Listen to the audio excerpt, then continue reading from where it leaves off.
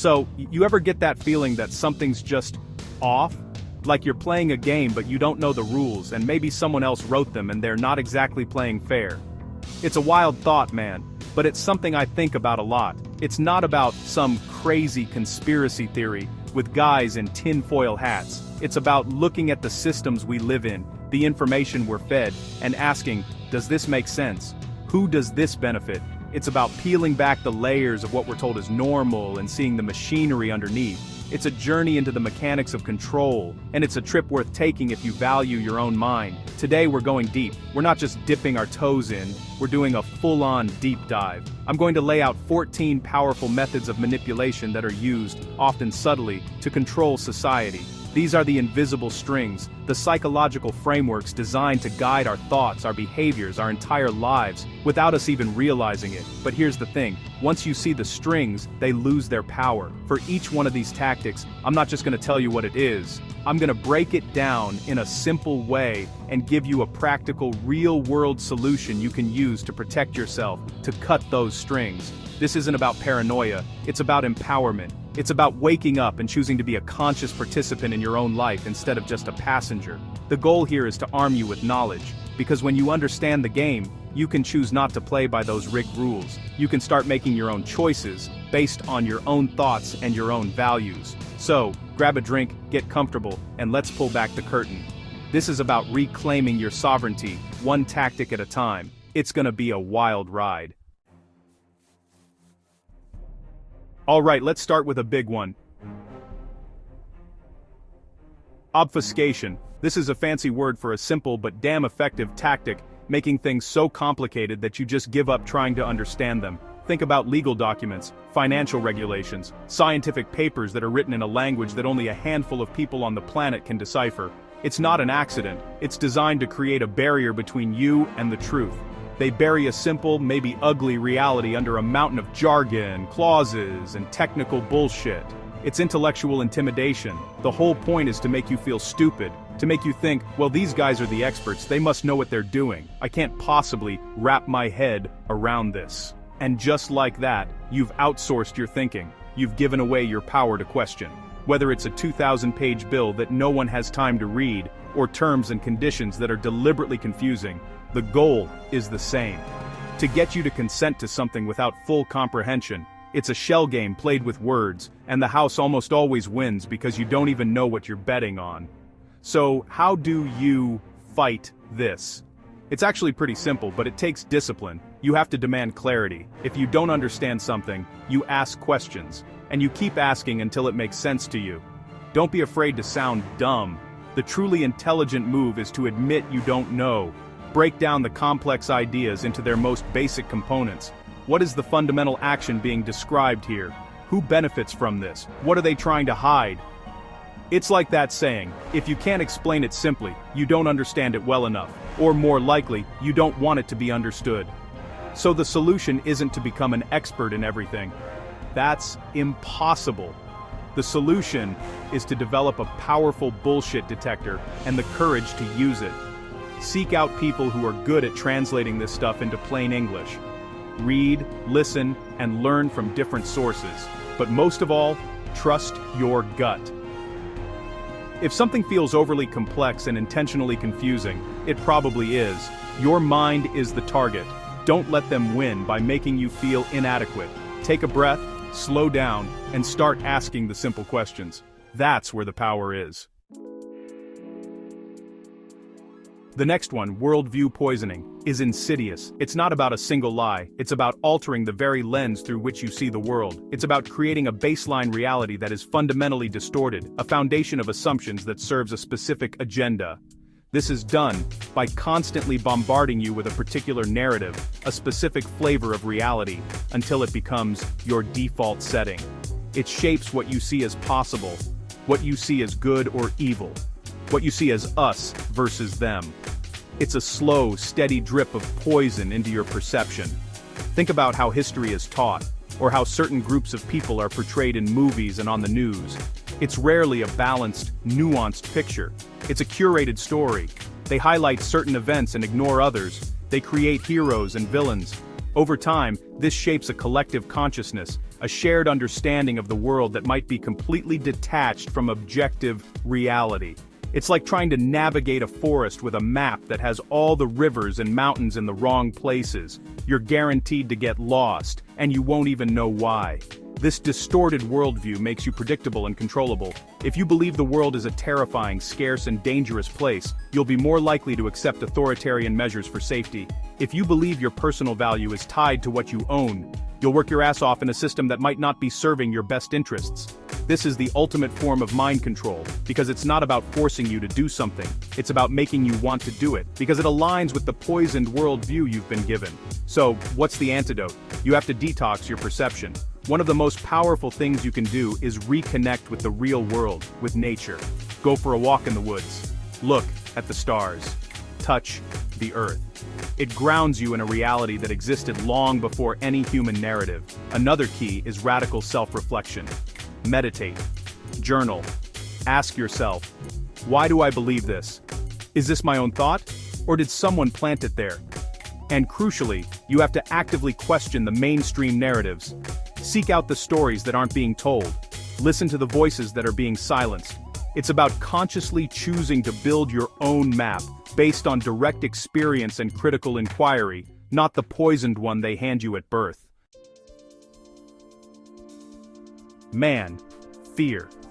It's the oldest and most powerful tool in the box. Our brains are hardwired for it. The amygdala, that little almond-shaped part of your brain, is constantly scanning for threats. It's a survival mechanism, and when that thing gets triggered, rational thought goes right out the window. This is what they exploit. They push that big red primal fear button over and over again. Fear of death, fear of sickness, fear of poverty, fear of the other. When you're afraid, you're not thinking clearly. You're just reacting. You're looking for a savior. And guess who's always there, waiting with a solution? The very people who manufactured the fear in the first place. It's a classic formula. They create or amplify a threat, broadcast it 24/7 until the public is in a state of panic, and then they present their prepackaged solution. And this solution almost always involves you giving up more freedom, more money, or more power. We need these new surveillance laws to protect you from terrorists. We need this mandatory procedure to protect you from this disease. They sell you a cage and call it a fortress. This isn't just about big societal fears either. It's personal. The entire advertising industry is built on creating anxieties. Fear of being unattractive, fear of being unpopular, fear of missing out. They create a hole inside you, a sense of inadequacy, and then sell you a product to fill it. It keeps you on a hamster wheel of consumption and insecurity, too distracted to look up and question the bigger picture. Fear keeps you small. It keeps you isolated.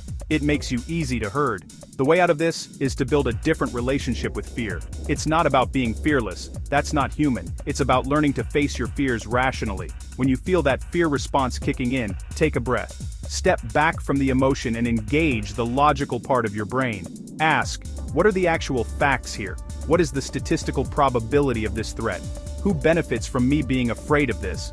Building emotional resilience is like strength training for your mind. The more you do it, the less reactive you become. Seek out real data, not just emotional headlines. When you can look fear in the eye and analyze it, instead of just running from it, you take back the control. You become the master of your own response. This one is as old as the Roman Empire, and honestly, it works just as well today. Divide and conquer. The principle is simple.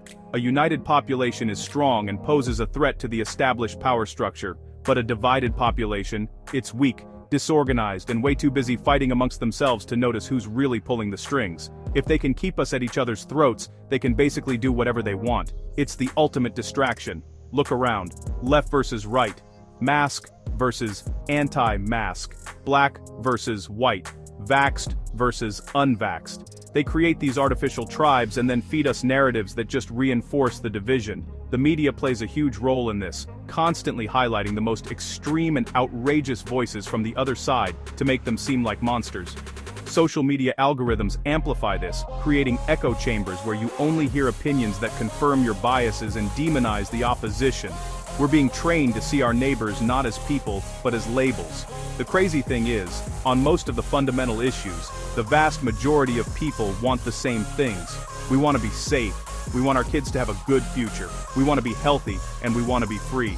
The things that unite us are honestly so much more powerful than the wedge issues they use to divide us.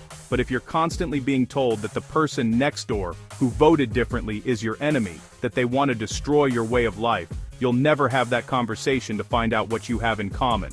The solution here requires a conscious act of rebellion. It's the rebellion of empathy.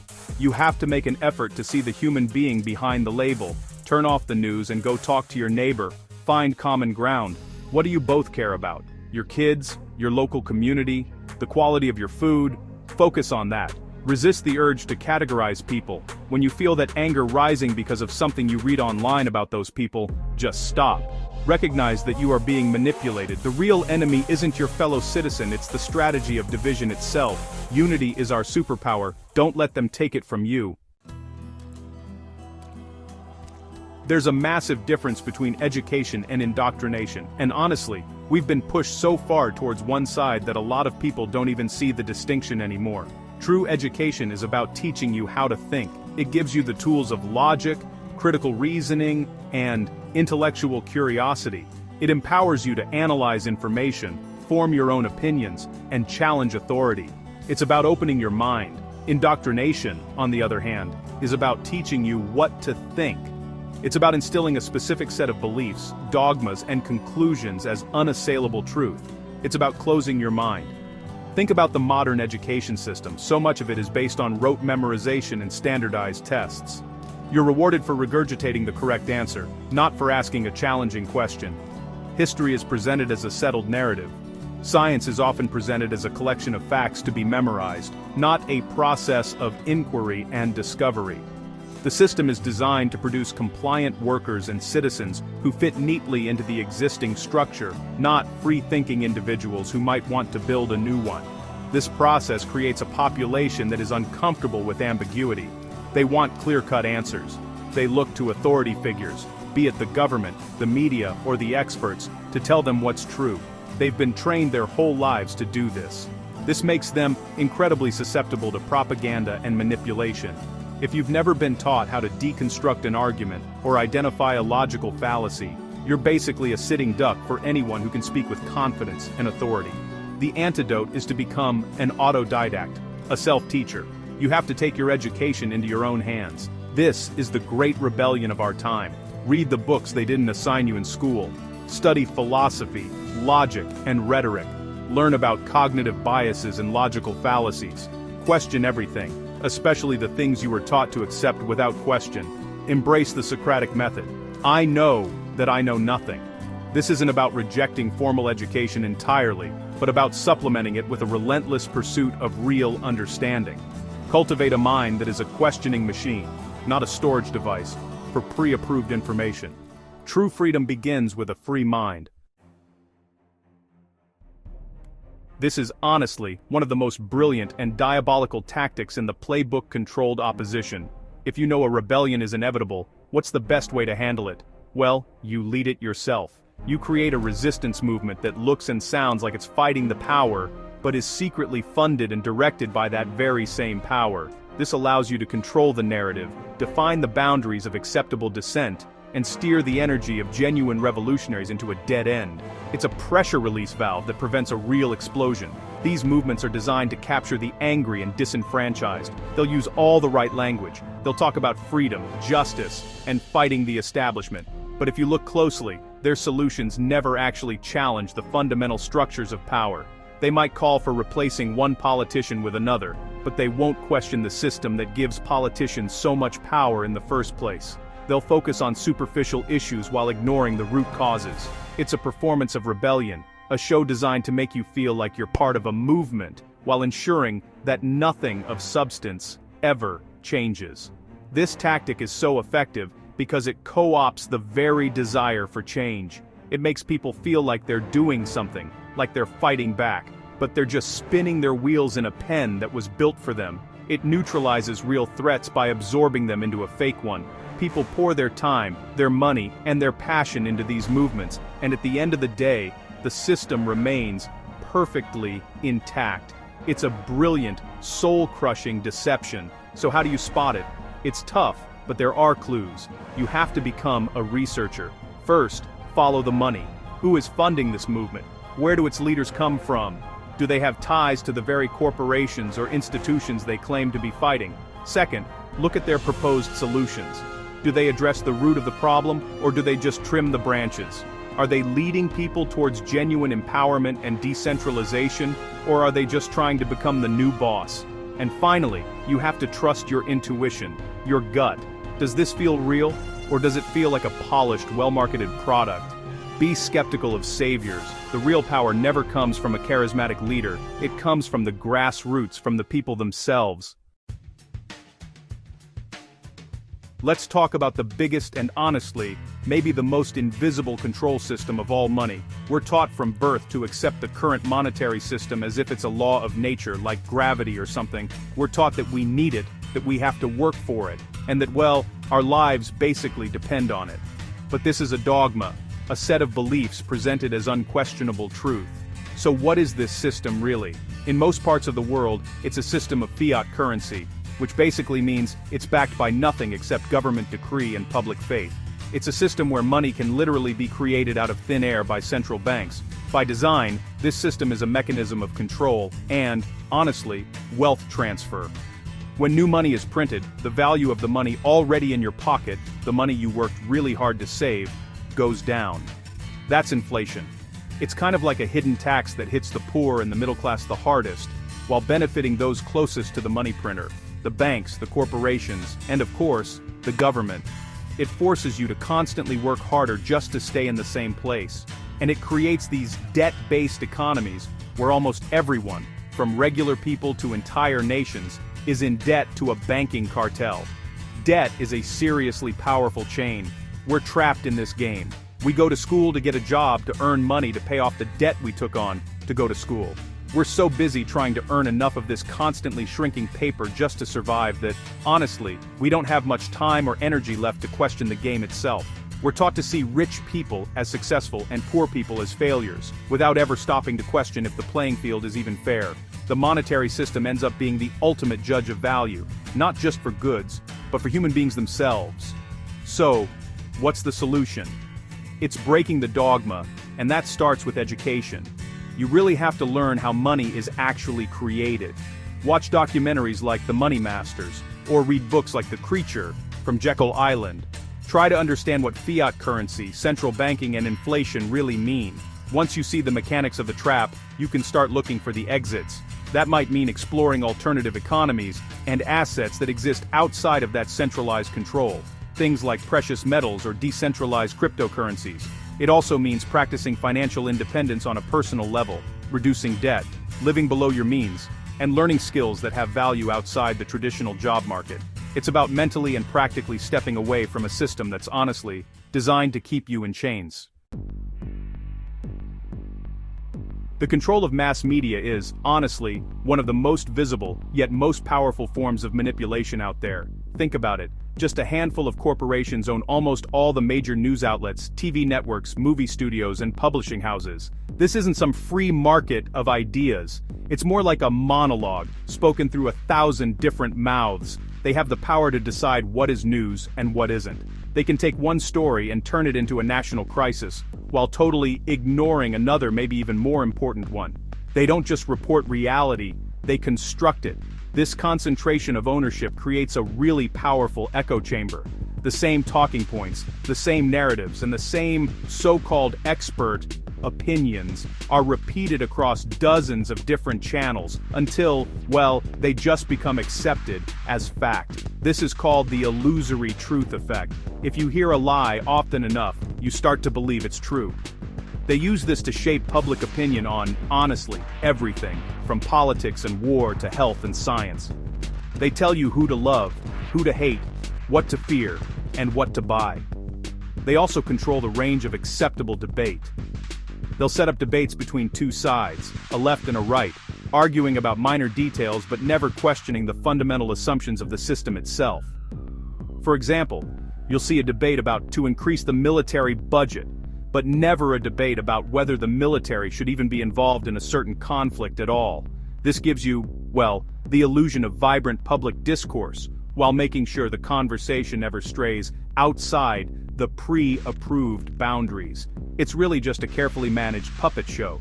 So, the solution is pretty obvious, but it does take some effort. You have to totally diversify your information diet. Stop relying on just one or two mainstream sources for your news.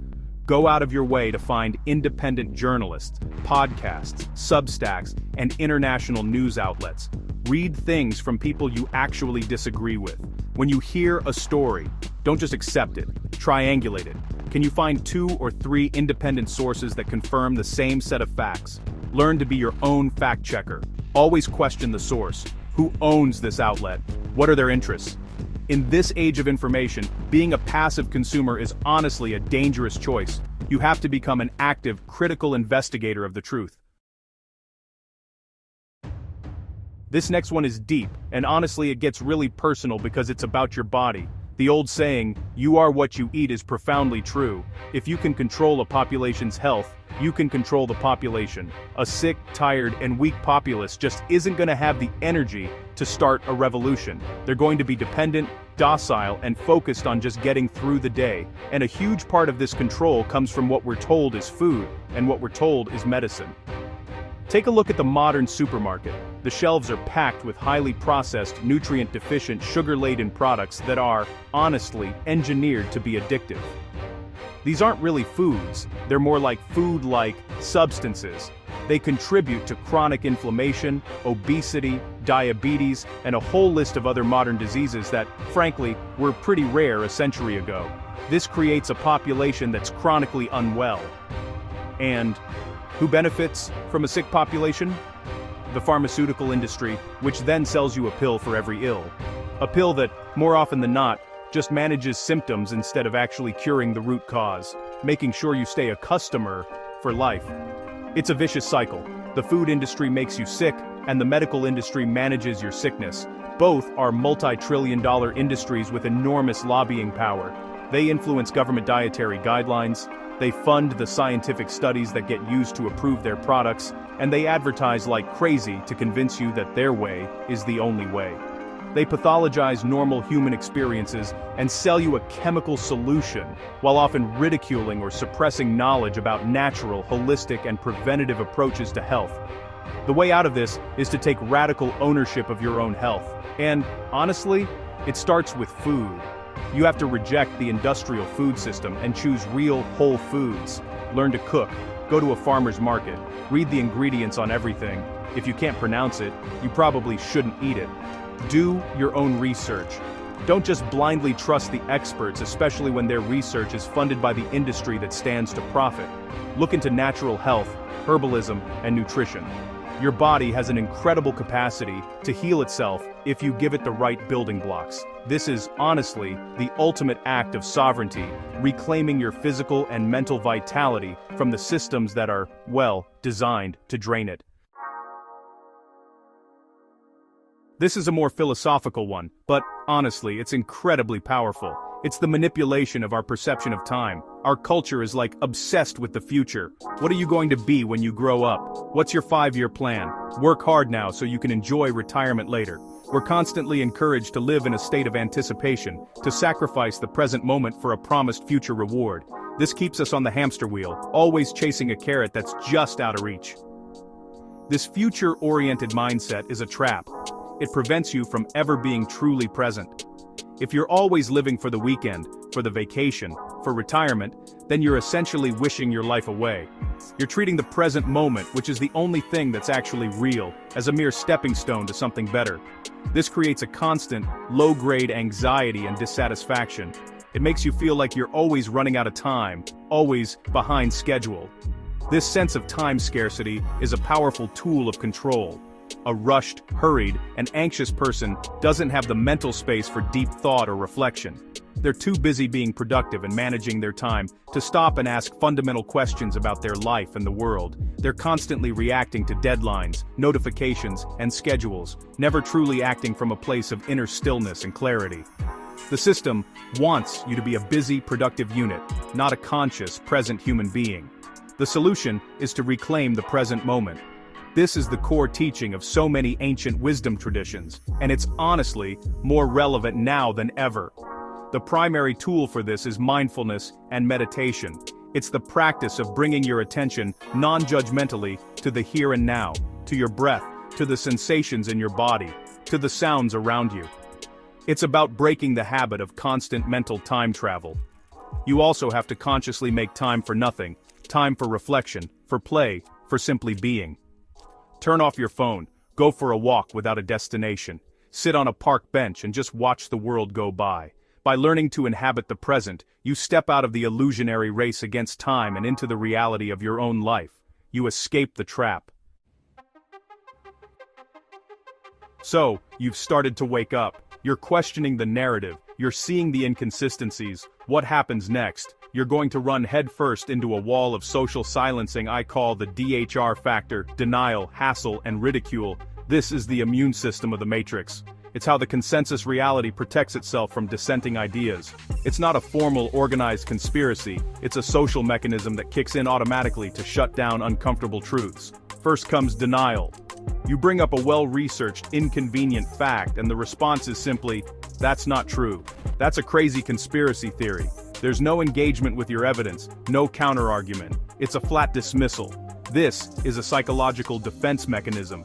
Your idea is so threatening to their worldview, so fundamentally disruptive, that their mind simply refuses to let it in. It's easier to deny your reality than to question their own. If denial doesn't work, and you persist, you get the hassle. This is where they try to make your life difficult. You might get deplatformed from social media, your content might be shadow banned, or your boss might have a quiet word with you. It's about creating negative consequences for speaking out. It's a series of bureaucratic and social obstacles designed to wear you down, to make you feel like it's just not worth the trouble. The goal is to exhaust you into silence. And finally, if you're still standing after all that, they bring out the big gun ridicule. This is the most powerful tool of the three. They'll call you a crank, a nut job, a tinfoil hat wearer. They'll attack your character instead of your argument. Ridicule is powerful because we are social creatures. The fear of being ostracized, of being laughed at by the tribe, is deeply ingrained in our DNA. For many people, the threat of social ridicule is more terrifying than any physical threat. It's a way to isolate you and make your ideas seem toxic to others. The solution to the DHR factor is threefold. First, you have to be unshakable in your own research and convictions. Know your stuff inside and out, so that their denial just bounces off you. Second, you have to be willing to endure the hassle. See it as a sign that you're over the target. And third, and this is the most important, you have to find your tribe. Find other people who are awake and questioning. Build supportive communities, online or in real life, where you can share information and support each other. When you have a community, the ridicule of outsiders loses its sting. You're no longer a lone voice in the wilderness. You're part of a chorus. This one can be controversial, but it's crucial to understand. Throughout history, spiritual and religious systems have been used as powerful tools of control. Now, this is not a knock on individual faith or a person's private spiritual journey. That can be an incredibly beautiful and empowering thing. This is about how organized religion and occult systems can be institutionalized and weaponized to control populations by creating a spiritual hierarchy. The core mechanism is the creation of a middleman. The institution places itself between you and the divine, whatever you conceive that to be. They tell you that you need a priest, a guru, a sacred text, or a specific ritual to access God, to achieve salvation, or to gain enlightenment. You are taught that you are inherently flawed, a sinner, and that your only path to redemption is through the institution. This immediately puts you in a position of spiritual dependency. You've outsourced your connection to the infinite. This creates a power structure where a small group of elites at the top of the hierarchy claim to have special access to divine knowledge and authority. They get to write the rules. They define morality. They tell you what God wants. And if you disobey, the punishment isn't just social or legal. It's eternal damnation. The fear of hell is a far more powerful motivator than the fear of prison. This is spiritual blackmail on a massive scale. The solution is to reclaim your spiritual sovereignty. It's about seeking a direct personal experience of the spiritual or divine, unmediated by any institution.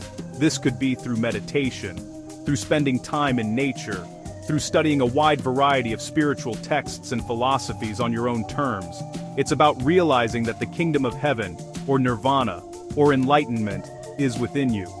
You don't need a priest to talk to God any more than you need an astronomer to look at the stars. Question dogma, trust your own inner voice, your intuition. Your spiritual journey is yours alone. Don't let anyone put a toll booth on your path to the infinite.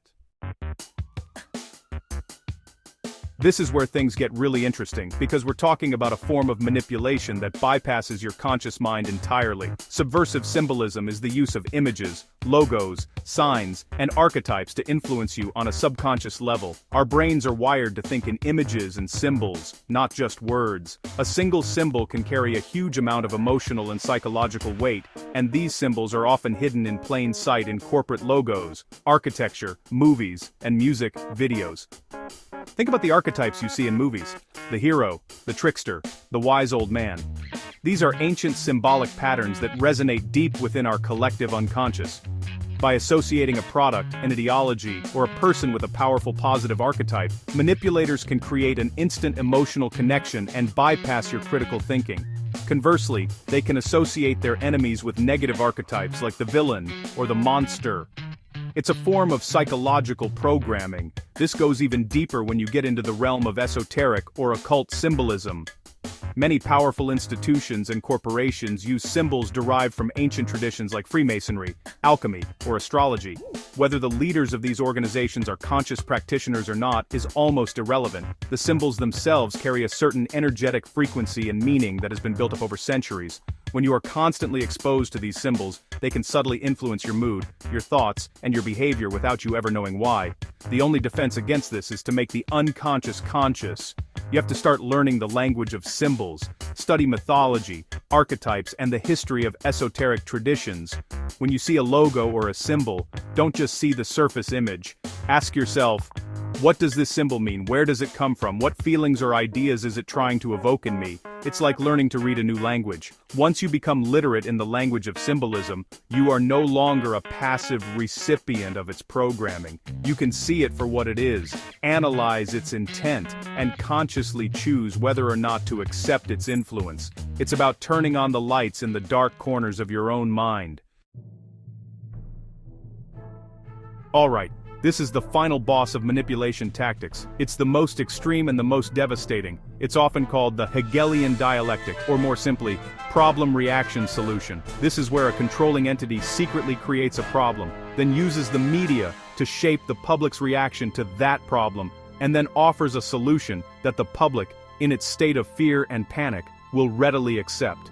A solution that they would have never accepted under normal circumstances.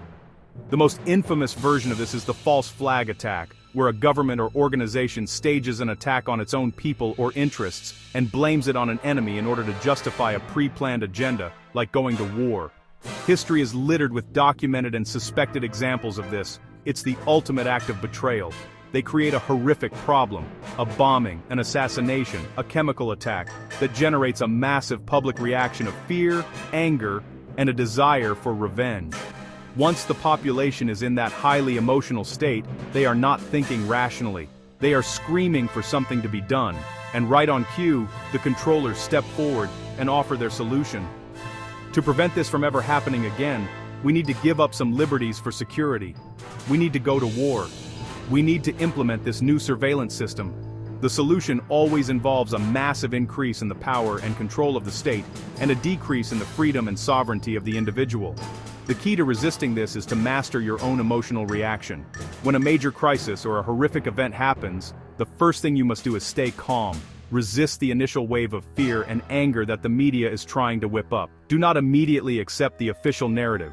Be skeptical. Ask questions. Cui bono? Who benefits from this event? Who benefits from this proposed solution? Analyze the event critically. Look for inconsistencies in the story. Wait for more information to emerge from independent sources before you form a conclusion.